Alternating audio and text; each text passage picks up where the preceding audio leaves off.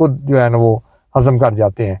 तो ये चीज़ का आपने भरपूर ख्याल रखना है, क्योंकि जब वो आपको फाइलर करवाते हैं कि उसके अंदर आपका प्रॉपर रिकॉर्ड नहीं डाला जाता, तो उसकी वजह से FBR वाले आपको नोटिस भेज देते हैं कि कुछ लोग जो विदहोल्डिंग और गेन टैक्स है उसमें से आप लोगों से फ्रॉड कर जाते हैं।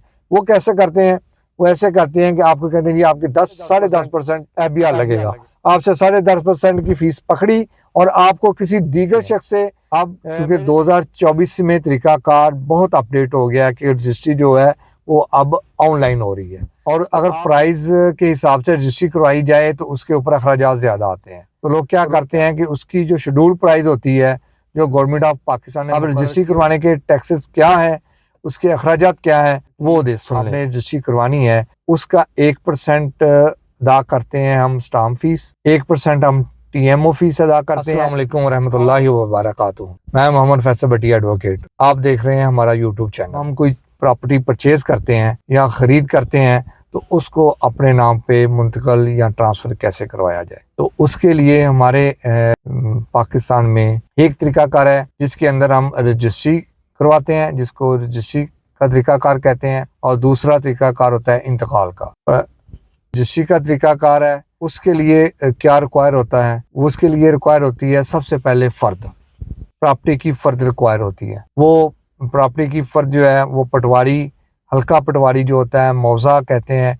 मौजा जो है जिस मौजे में, जिस हल्के में वो जगह प्रॉपर्टी मौजूद है, वो पटवारी साहब जो है वो उसकी फ़र्द जारी करेंगे। उस फ़र्द की बना पे रजिस्ट्री तैयार होगी और वो फिर सबमिट करवाई जाएगी सब रजिस्ट्रार के पास, और सब रजिस्ट्रार उसको पास करेगा और वो प्रॉपर्टी आपके नाम पे मुंतकिल हो जाएगी। दूसरा तरीकाकार होता है डायरेक्ट इंतकाल का, तो प्रॉपर्टी को डायरेक्ट इंतकाल करा के अपने नाम पे मुंतकिल करवा लिया जाए। तो उसके अंदर क्या होता है कि प्रॉपर्टी जो होती है वो डायरेक्ट पटवारी के पास जाया जाता है और पटवारी जो है उसको आपके नाम पे इंतकाल करा मुंतकिल कर देता है, इंतकाल करा पास करवा कर। अब चीज़ तरीकाकार ये है कि जब प्रॉपर्टी की रजिस्ट्री करवानी होती है तो उसके लिए फ़र्द दरकार होती है। तो फ़र्द में के ऊपर जब पटवारी फ़र्द जारी करता है तो फ़र्द के ऊपर पटवारी शेड्यूल रेट लिख देता है। अब हमारे यहाँ कुछ तरीकाकार इस तरह का है कि लोग जब प्रॉपर्टी का सौदा करते हैं तो उसकी प्राइस ज़्यादा होती है, और अगर प्राइस के हिसाब से रजिस्ट्री करवाई जाए तो उसके ऊपर अखराजात ज़्यादा आते हैं। तो लोग क्या करते हैं कि उसकी जो शेड्यूल प्राइस होती है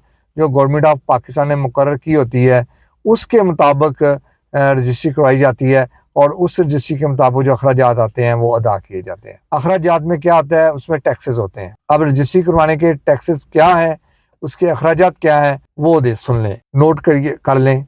एक तो 1% होती है जो जिस वैल्यू की आपने अमाउंट की आपने रजिस्ट्री करवानी है उसका 1% अदा करते हैं हम स्टाम्प फीस, 1% हम TMO फीस अदा करते हैं, और 10.5% हम अदा करते हैं FBR फीस। अब FBR फीस 10.5% जो होती है, जो बंदा खरीद रहा है प्रॉपर्टी वो अदा करता है, उसे कहते हैं विद होल्डिंग टैक्स। अब वो अगर तो नॉन फाइलर है तो 10.5% अदा करेगा, अगर वो फाइलर है तो 3% अदा करेगा। इसी तरह जो बंदा बेच रहा है प्रॉपर्टी, फरोख्त कर रहा है, वो गेन टैक्स अदा करेगा, और गेन टैक्स जो होता है वो नॉन फाइलर का 6% है और फाइलर का 3% है। अब फर्द जारी होने के बाद आप फर्द को लेके चले जाते हैं किसी रजिस्ट्री टैप करने वाले के पास, कंप्यूटर टैपिस्ट के पास, या आप खुद भी टैप कर सकते हैं। तो अब क्योंकि 2024 में तरीकाकार बहुत अपडेट हो गया है कि रजिस्ट्री जो है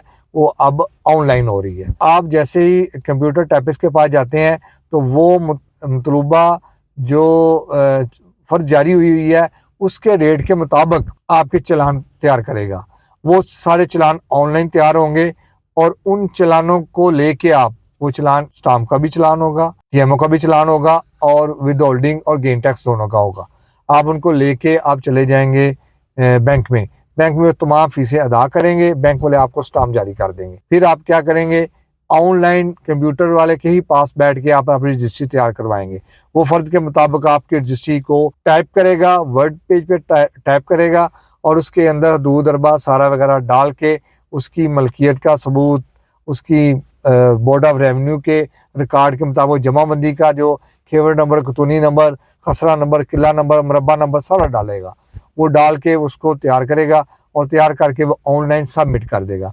जब ऑनलाइन सबमिट हो जाएगी उसके एक दो दिन बाद आपको मैसेज आएगा कि आपकी रजिस्ट्री ओके है। अब आप बेचने वाला, खरीदने वाला और दो गवाहान सब रजिस्ट्रार के सामने पेश होंगे इस दिन, इस टाइम पे। वो जो जिस दिन टाइम मुकर्रर किया जाएगा उस दिन आपने असल ओरिजिनल ID कार्ड लेके वहां पे चले जाना है। वहां पे जाके जो सब रजिस्ट्रार है वो आपसे पूछेगा कि आपने प्रॉपर्टी खरीदी है तो आपने पेमेंट दे दी है, और बेचने वाले से पूछेगा कि आपने प्रॉपर्टी बेची है और आपने पेमेंट वसूल कर ली है। तो वो जैसे ही वो तस्दीक हो जाएगी कि हाँ जी प्रॉपर्टी मुंतकिल भी हो गई है, कब्जा भी दे दिया गया है, पैसे भी ले लिए गए हैं, तो फिर वो उसके बाद आपको कहेगा कि अब आप स्टाम्प पेपर मुझे दें। आप वो जो स्टाम्प पेपर बैंक से निकलवाए थे वो आप उसको देंगे, वो उनके ऊपर प्रिंट निकलवाएंगे, प्रिंट निकालेगा और प्रिंट निकाल के फिर वो जो है आपकी जो रजिस्ट्री है ना वो एक दो दिन के बाद तस्दीक करके रजिस्टर करके उसको नंबर लगा के वो आपको जारी कर देगा। वो आप लेके असल रजिस्ट्री पटवारी के पास चले जाएंगे। पटवारी उसके मुताबिक आपकी रजिस्ट्री जो है ना का इंतकाल दर्ज करके महकमा माल में पिछले माल का नाम ख़त्म करके आपके नाम पे सारी प्रॉपर्टी ट्रांसफ़र कर देगा।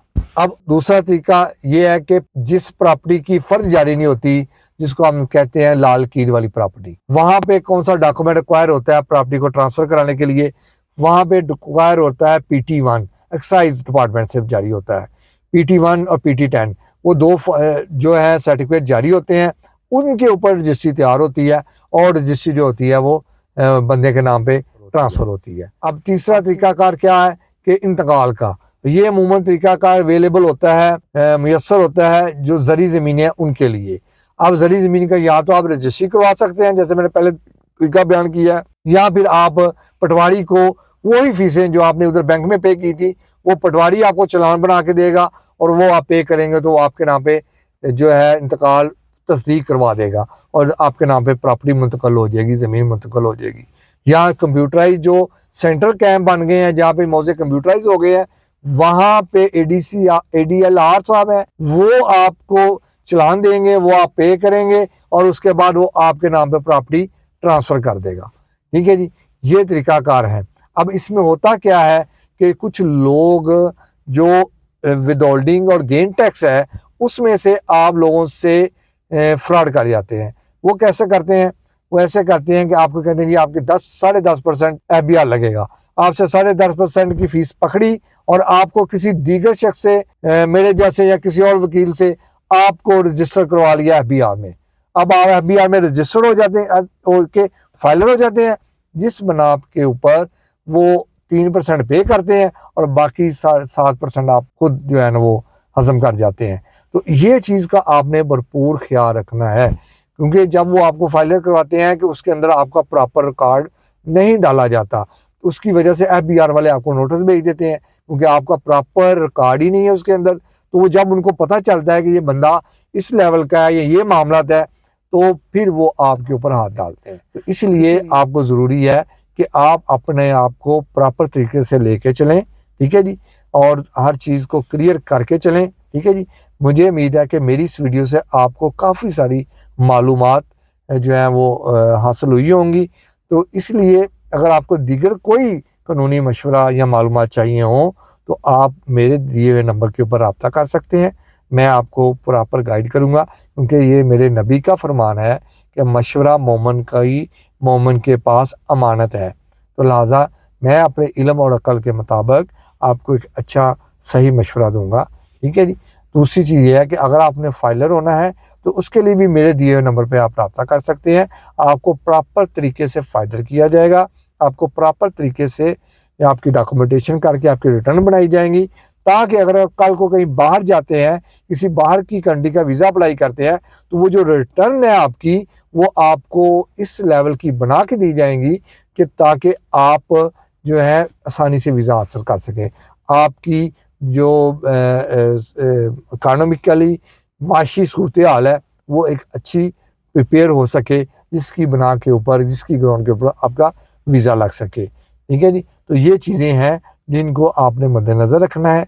आपको रजिस्ट्री या इंतकाल करवाते वक्त इन चीज़ों का ख़ास ख्याल रखना है। दीगर कोई मालूमात चाहिए हो तो आप मुझसे रब्ता कर सकते हैं। बहुत शुक्रिया आपका, आपने मेरी बात को सुना, बड़ी मेहरबानी। हमारा चैनल भी सब्सक्राइब कीजिएगा ताकि हम आपको ऐसी मालूमात वाली वीडियो शेयर करते रहें, ताकि आपके नॉलेज, आपके इल्म में इजाफ़ा होता रहे। अल्लाह आपका हामी और नासर हो। अल्लाह हाफ़िज़।